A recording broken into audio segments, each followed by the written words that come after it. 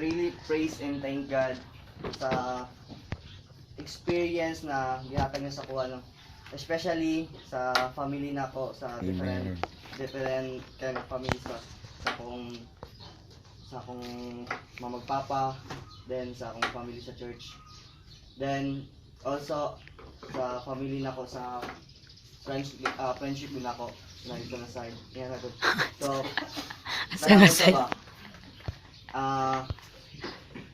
before na gihatag ni Lord ang akong decrave na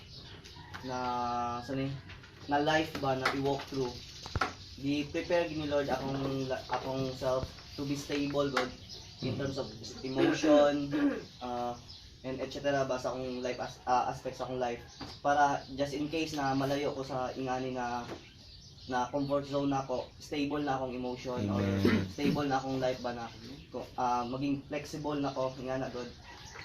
And then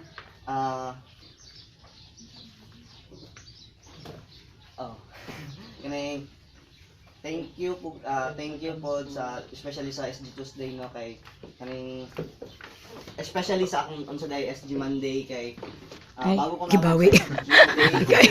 Bawi. Monday sa open-minded ko. Sakit po. Sorry guys. Kung dili ko mo sa akong SG Tuesday, ano ba? invite niyo sa kuwag. Kaya kagawas. Kanang dili gid siya kanang welcoming ba, kay just like before na si Edward, gabi gini siya mag-invite sa kuha.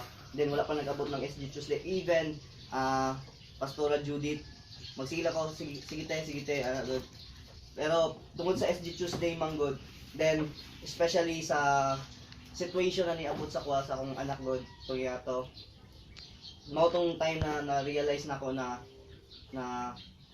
grabing tabang sa ko ni Lord. So naulo ko ba na ang tabang niya sa ko ay nga, tapos wala ko ginabalik sa iya, ha. But not just like that na because gitabangan ko niya, but ingon ko sa akong sarili na time na ako ni para mag-serve sa imo, Lord.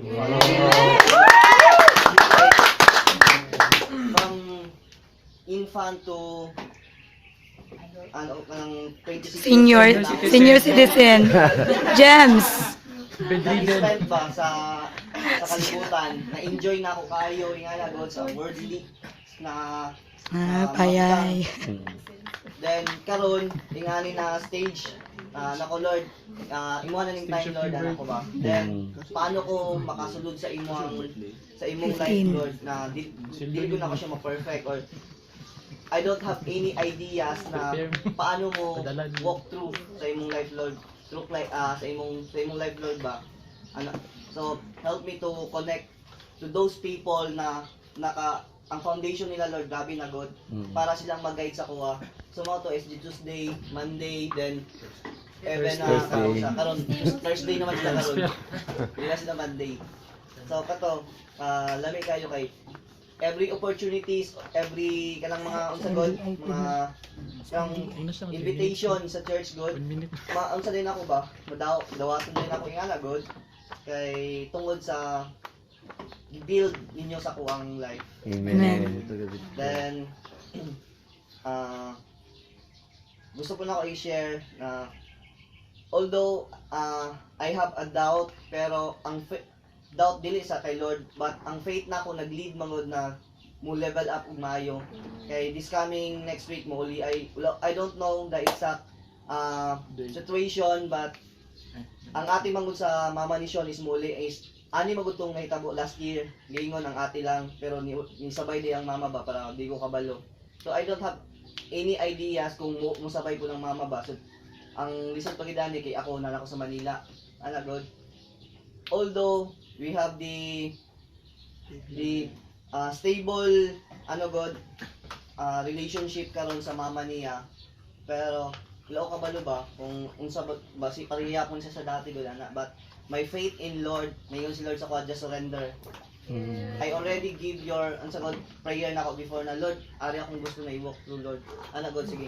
Murag kagahapon, grabe nga paunsa sa kuha ba, pa-feel niya sa kuha. Unsa man mo tanggi ka atong gihatag nila ako sa imo na imong gipangayo, o i-surrender nimo ang mabilin nimo sa mabilin diri sa Jensen. Ana, God. So I already decided na tahakon gud to kay syempre gipangayo na ko to. Sa pulo kayo na gihatag niya sa imo tapos tanggihan ni mga nagod. Wala kay salig sa iyang mugun. Kato lang. Thank you kayo sa kanya. Thank you, Lord.